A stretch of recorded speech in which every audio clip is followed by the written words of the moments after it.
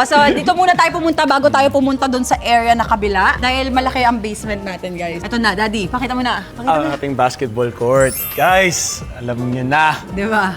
Kaya namin Ganyan talaga naman, no? kinuha tong bahay na to eh. Dahil dyan eh. Grabe. Guys, hindi siya official size kasi due to the space. But it's enough to get the work done.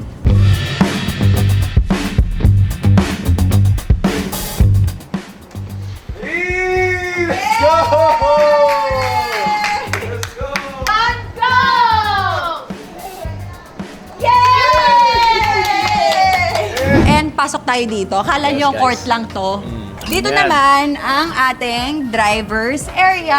So sa driver's area, dalawa yung driver ko ngayon. Isang para sa akin, personal, sa amin. And isa rin sa mga bata kasi talagang grabe ang schedules ng schools nila. Yeah. Importante ang driver sa life. Ating mga events, So mga big works, shout out no? din Yes. sa ating mga talagang magigiting na driver. Actually, yung dalawang driver ko, old friend ko na talaga, mga kababata ko. So sobrang ang saya sa puso na hindi lang ako yung inaalagaan, pati yung mga bata, iniingatan. Ayun. Yes, yung safety talaga. Yes. So, sabi ko sa kanila, ningnisin nyo yan. Mag-house tour ako. So, kailangan makita. So Good far job na, good job naman. Medyo Good job malinis naman. naman. Kahit lalaki sila, di ba? So, meron silang mga cabinet dyan. Huwag na natin pakialaman. Siyempre, personal things nila. So, may cabinet sila dyan.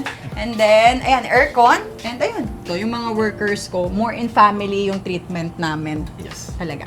Diba? Nandito lang sila. So, talagang perfect sa pang boys to kasi, syempre, diba, puro babae din kami. And ito na, sinasabi ko. So, kung nagtataka kayo na si Master Tay ang gumawa ng ating Christmas tree at asan sa Ginger, si Mare Con Ginger, iba ang project sa